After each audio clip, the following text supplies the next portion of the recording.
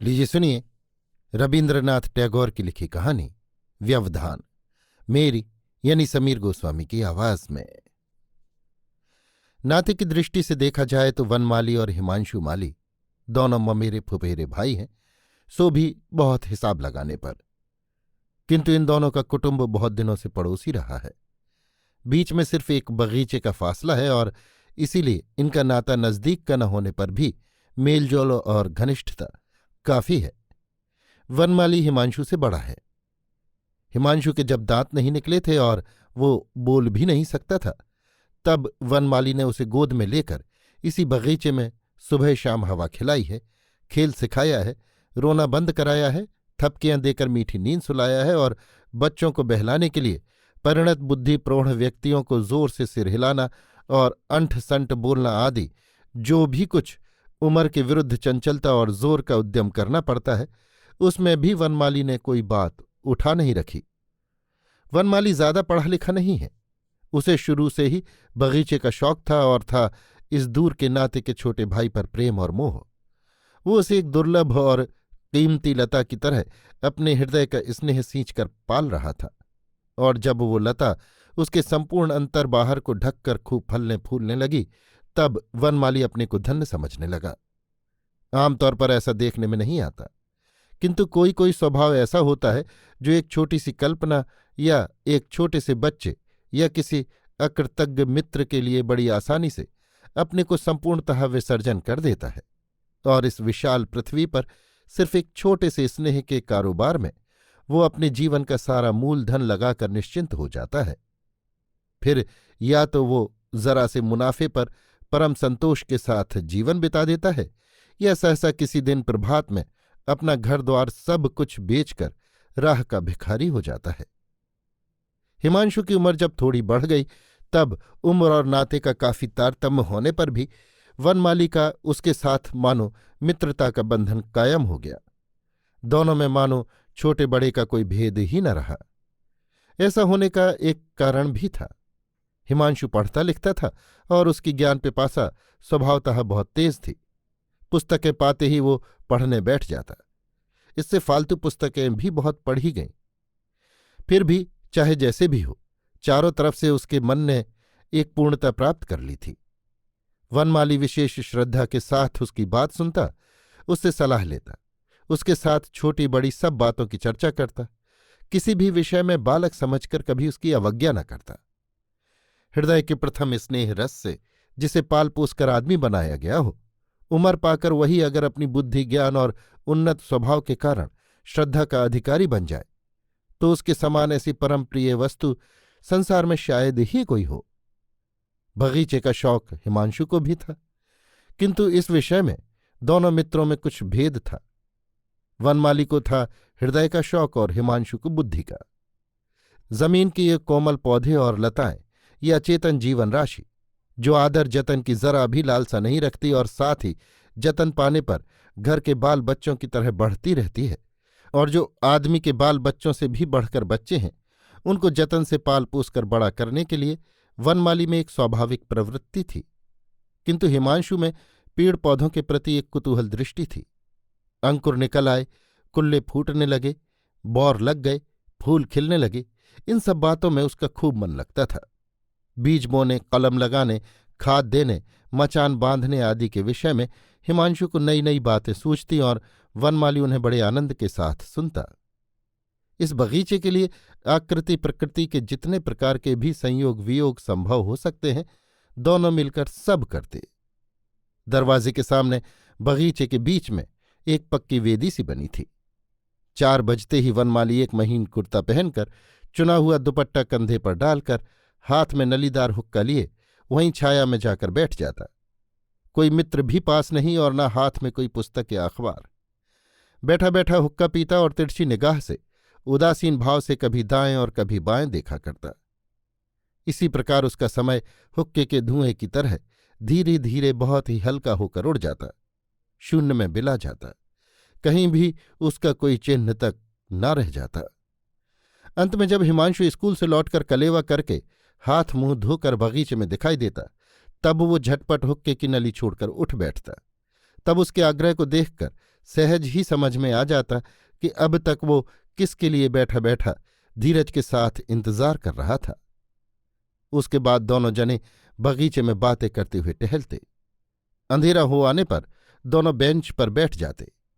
दक्षिण की हवा पेड़ के पत्तों को हिलाती हुई बही चली जाती।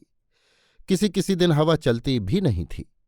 पेड़ पौधे तस्वीर की तरह निश्चल खड़े रहते। सिर पर आकाश भर में तारे चमकते रहते।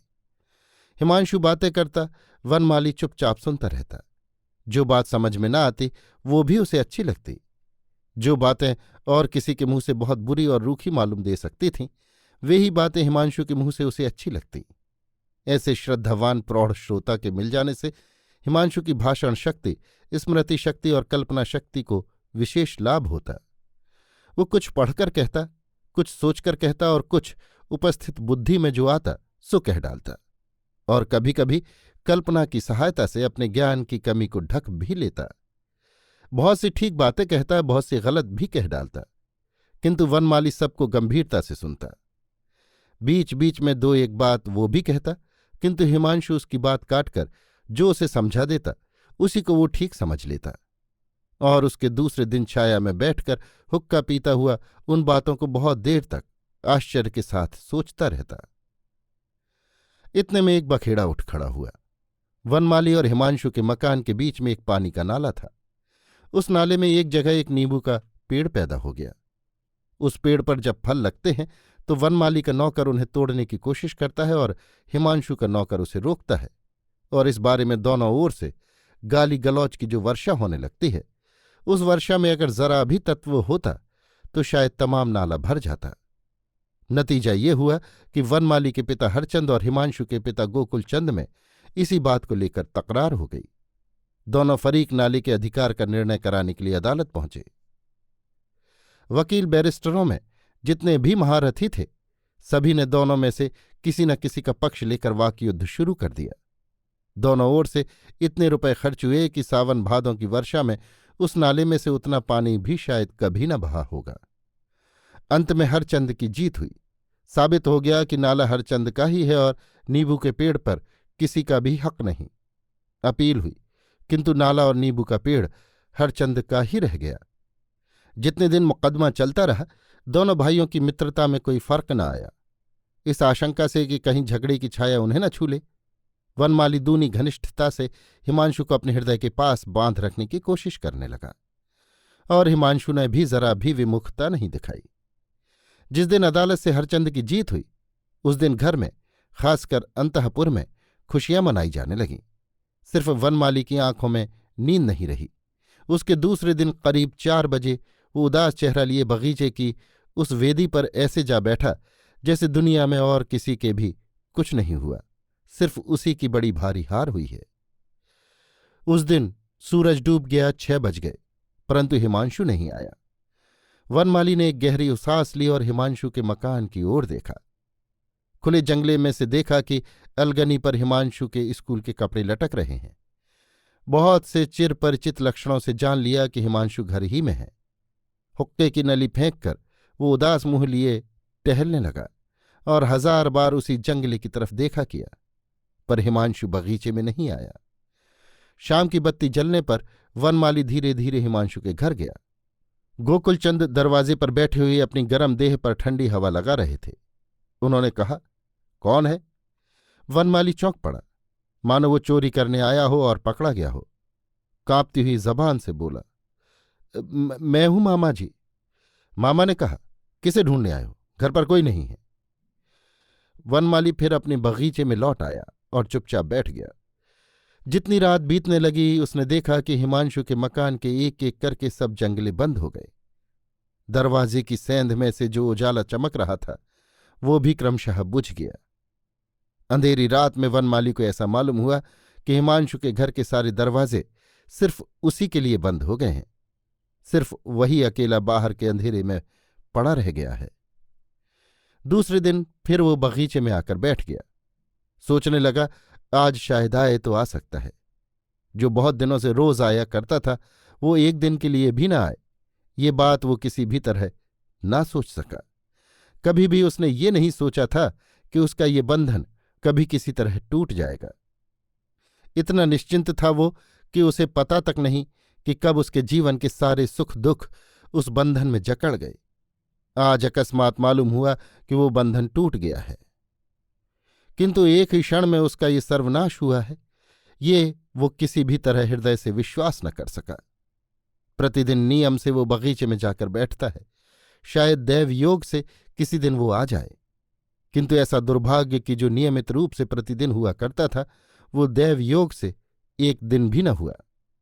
रविवार के दिन वनमाली ने सोचा कि पहले की तरह आज भी हिमांशु सवेरे हमारे यहाँ खाने को आएगा। दृढ़ विश्वास तो उसे नहीं था, किंतु फिर भी आशा वो न छोड़ सका। सब आए पर वही नहीं आया। तब वनमाली ने सोचा तो अब शायद खाकर ही आएगा। खाकर भी नहीं आया। वनमाली ने सोचा कि शायद आज खा पीकर सो गया है, जगने पर आएगा। कब जागा सो तो नहीं मालूम, पर आया नहीं। फिर वही शाम हुई, रात हो गई। हिमांशु के घर के दरवाजे जंगले एक एक करके सब बंद हो गए और एक एक करके सब बत्तियां भी बुझ गईं। इस तरह सोमवार से लेकर रविवार तक सप्ताह के 7 दिन उसकी तकदीर ने जब छीन लिए और आशा को आश्रय देने के लिए हाथ में जब एक भी दिन बाकी नहीं बचा, तब हिमांशु के बंद मकान की तरफ उसकी डबडबाती हुई व्यथित आंखों ने एक मर्मभेदी अभिमान की फरियाद भेजी। जीवन की सारी वेदना को सिर्फ एक ही आर्त स्वर में भरकर उसने कहा, हे दयामय। अभी आप सुन रहे थे रवीन्द्रनाथ टैगोर की लिखी कहानी व्यवधान, मेरी यानी समीर गोस्वामी की आवाज में।